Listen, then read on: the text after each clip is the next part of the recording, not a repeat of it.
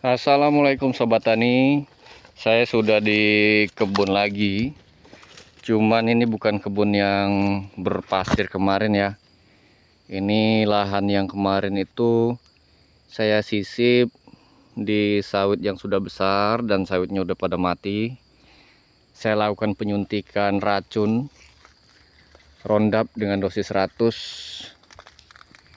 Pada kesempatan ini saya mau berbagi kembali tentang pemupukan sawit TBM 1 sampai 3. Sebelumnya saya sudah ada berbagi dan sharing ya.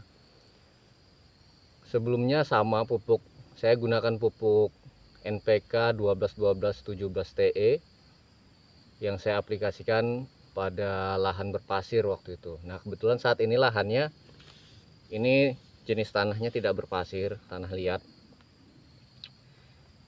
Cuman di sini ada sedikit pertanyaan.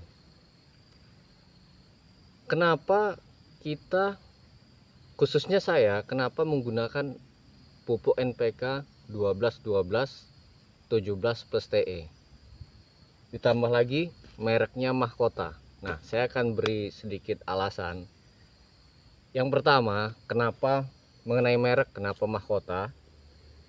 Saya sudah beberapa kali berpindah toko di daerah saya ini. Saya cari untuk NPK 12-12-17 plus TE ini dengan merek yang lain.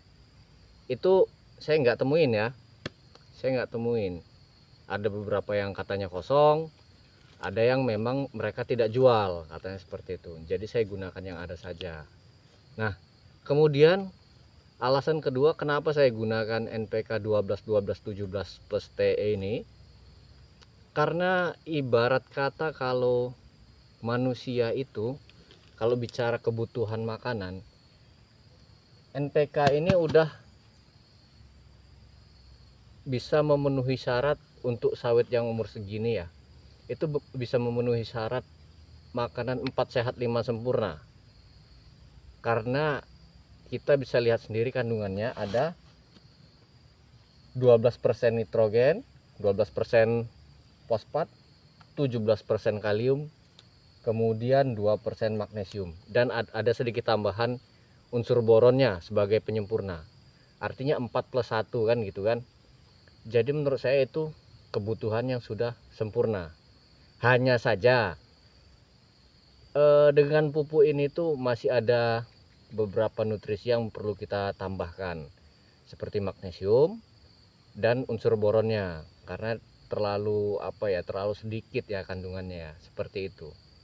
Jadi teman-teman bisa tambahkan dengan jenis pupuk magnesium ataupun jenis pupuk boron untuk tambahannya sesuai dosis yang sudah dianjurkan. Bisa lihat di video saya yang sebelumnya juga.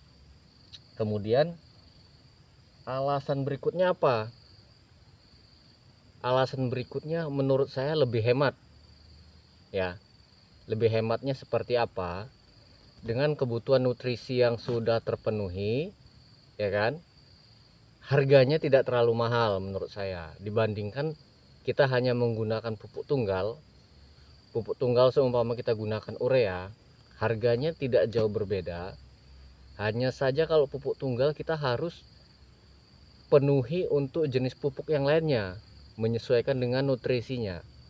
Contoh kalau urea dia hanya mengandung nitrogen, kemudian KCl, kalium, terus nanti kita butuh magnesium jelas, sedangkan ini aja kita masih tambah magnesiumnya.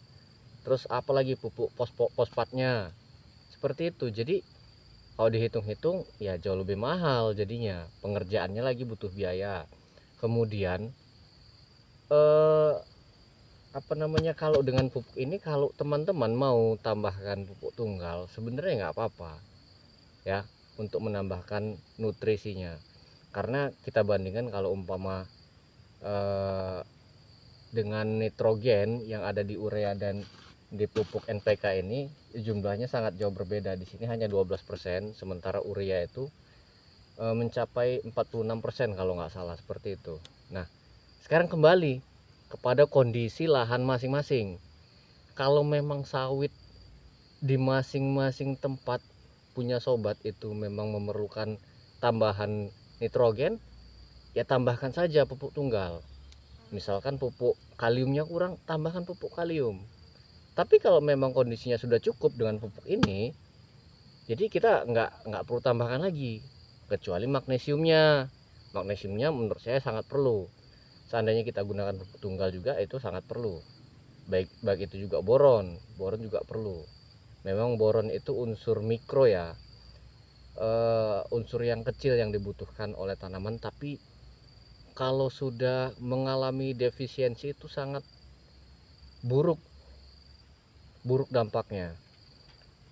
Dia biasanya ciri-cirinya kalau di daun itu yang sering daunnya keriting-keriting seperti itu. Memang hijau, kandungan nutrisi nitrogennya bagus, tapi karena kekurangan boron dia hijau tapi keriting.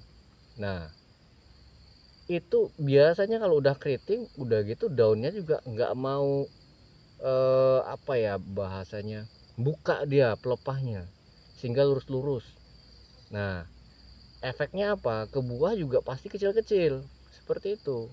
Memang bisa disembuhkan, cuman butuh waktu. Artinya dengan kondisi yang seperti itu, buah kecil, jumlah panen kita sedikit, kita akan mengalami kerugian. Nah, seperti itu. Mending kita berkorban sedikit, mengeluarkan biaya untuk tambahan boron, tapi sawit kita tetap normal, panennya bisa normal terus, hasilnya tetap jalan. Seperti itu sobat ya. Jadi kalau seumpama kita hanya mengutamakan unsur-unsur yang umum-umum saja, ya seperti itu akibatnya ya.